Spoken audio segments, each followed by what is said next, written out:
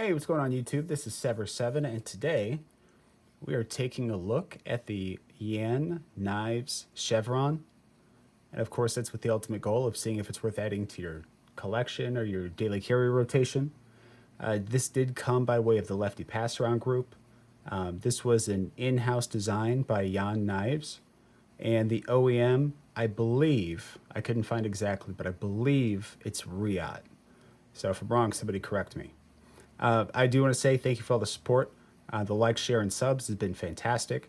I've mentioned in a few videos that as of currently, I'm not monetized on the channel, and the links that allow us to earn commission based on what you buy, that system is down for the foreseeable future. So I spend about $240 a month on shipping. I have my PayPal, Cash App, and Venmo linked in the description.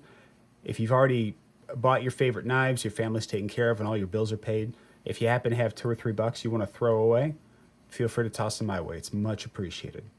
All right, so this thing's beautiful. We've got smooth textured titanium handles. We've got these various slots, which are full of zircotai.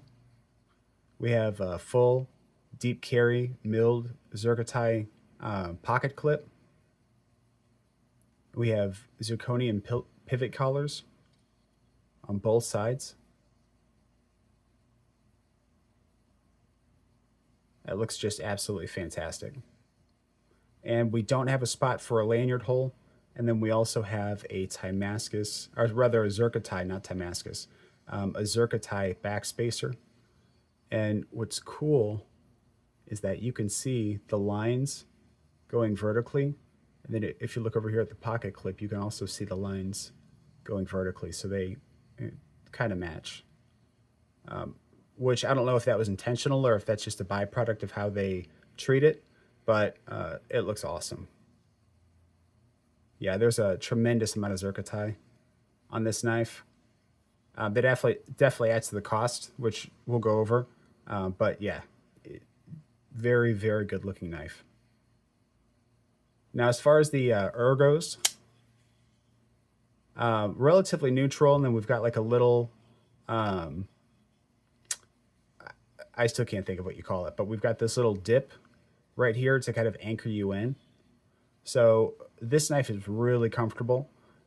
You'd be hard pressed to find a hot spot, which I was actually surprised by, because it, on like first grab, it seems like it would be rough, because like you can feel the edges and stuff like that, but they've knocked them down so nicely that in hand it just kind of falls into place. The pocket clip is good. Even if I squeeze, I'm not really getting any hot spots. So I mean, obviously that's a big win for anybody that plans on using this knife. It is very heavy. I mean, you're definitely going to feel this in your pocket. I wouldn't put it in gym shorts. I wouldn't go on a jog with it. This knife is over 4 ounces. And it's, you know, it's well over that ounce per inch as far as the, you know, how the weight versus the blade length. So yeah, this is going to be hefty. It is butt heavy. So as we can see right here, we're probably, ideally, we'd want to be up here, and we're all the way down here. Oh, a little bit lower. Yeah. So, I mean, it's not the worst thing in the world, but just keep in mind this knife is going to be butt heavy. And then we do have jimping up here.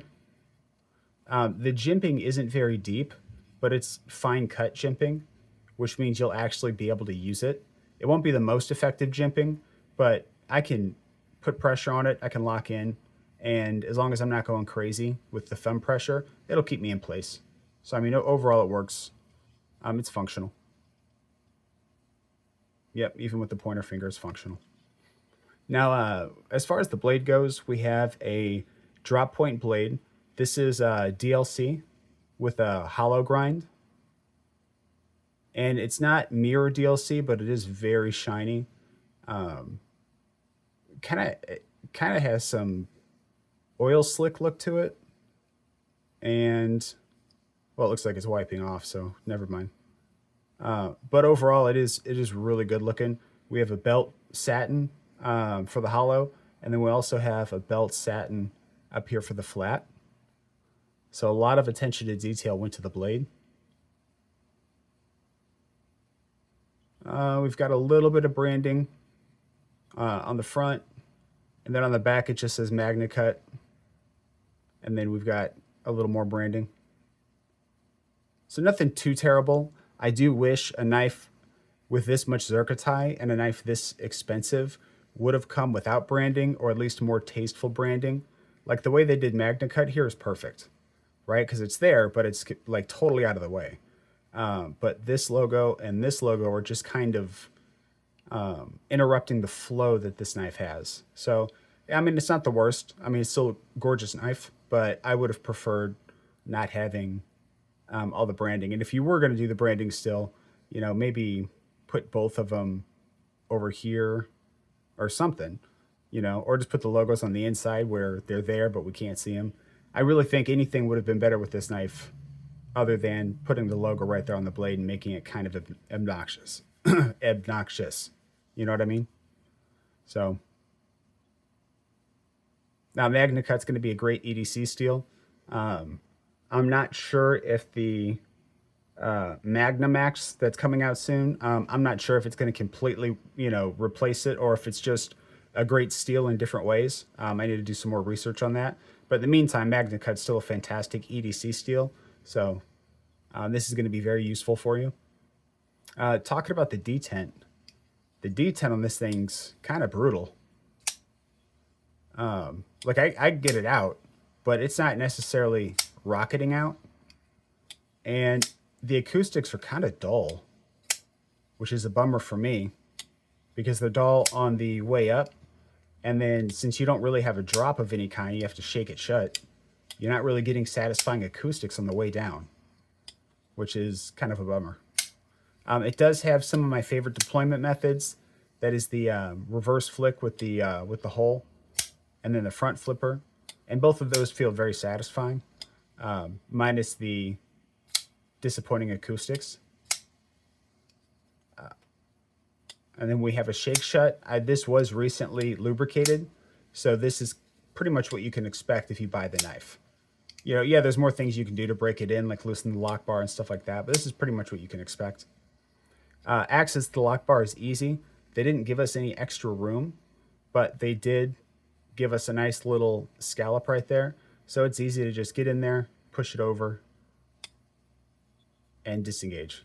Oh, so I told you that detent was brutal. If you like a strong detent, this one's going to be perfect. If you're used to a medium detent and you don't struggle with it, then this knife is going to be fine also.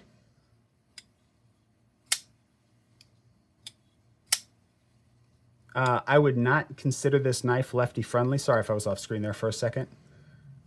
Because I'm sure lefties could do it.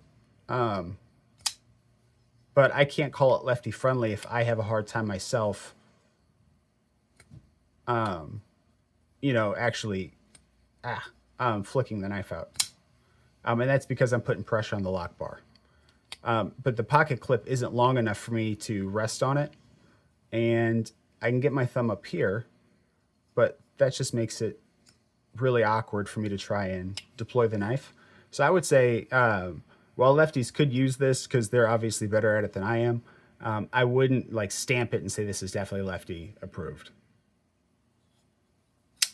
Now, overall length on this bad boy is going to be 7.5 inches, and that is with a 3.25 inch blade and a blade to handle ratio of 0.76 or 76%. And one thing to note is this is going to take off fingernail. They do have it knocked down a bit in there, but you know, it takes a lot of effort to deploy it. So, you know, inevitably that's going to end up taking some of your nail off. Just a heads up. All right, so the brazen is going to come in with about an inch, maybe an inch and a quarter over the Chevron. We'll do the Civivi button lock Altus.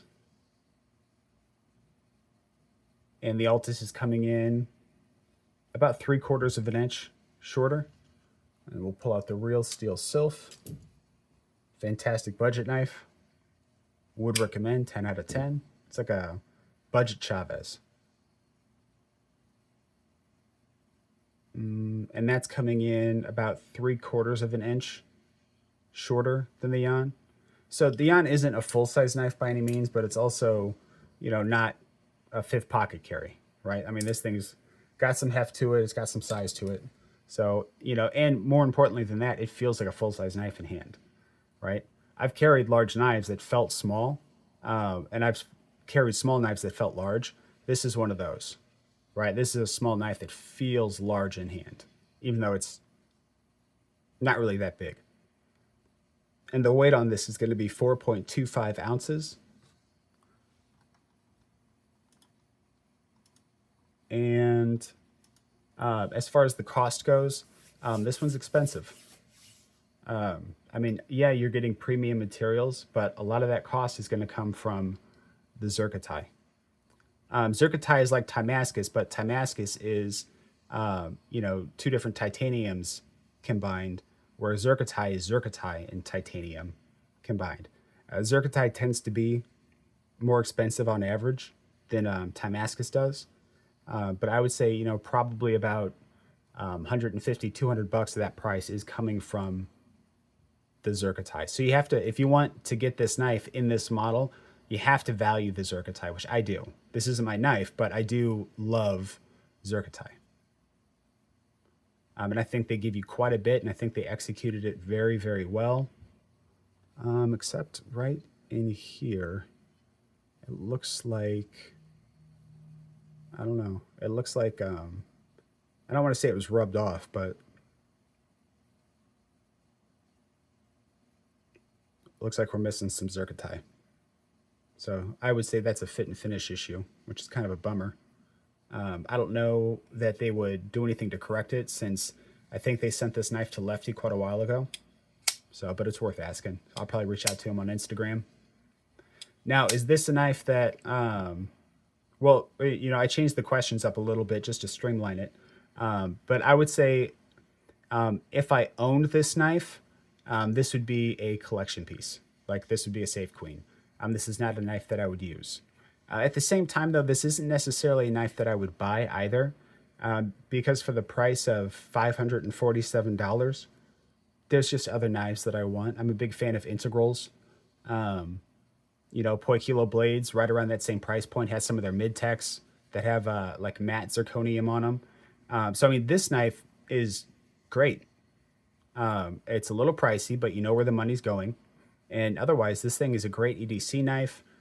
It's fidgety enough, and I really don't have any major complaints with it. It's just not really my style. So while it's not going to become part of my collection or my daily carry, I could easily see this being one or the other for somebody else. This is a great knife, and it is absolutely capable of being used hard. Well, I say hard. I used hard for a pocket knife, but like, don't baton, don't like take it outside and, pry, nothing like that. But if you're cutting through boxes and opening letters and stuff like that, this is going to be perfect, right? No issues there. And, if you like doing those things and you want some pizzazz to go with it, this is a great choice. But like I said, it's just not for me. And for that money, I could definitely get something that is like way more aligned with my interests in a pocket knife. So let me know your answer down below, though. Would this be a safe queen, or would this be a user for you? Now, outside of that, I do just want to reiterate, the cost of shipping is $240 a month. I'm going to have links to PayPal, Cashapp, and Venmo down at the bottom if you want to support me, and literally everything in your life is taken care of. $2 or $3 goes an incredibly long way.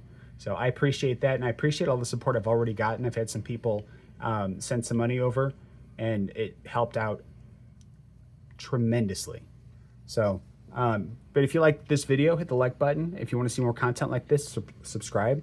And then you can follow me on Instagram and TikTok at SEVRSEVN. That's Sever7. And thanks for watching, guys. I appreciate it, and I hope you have an amazing rest of your day. Until next time, peace.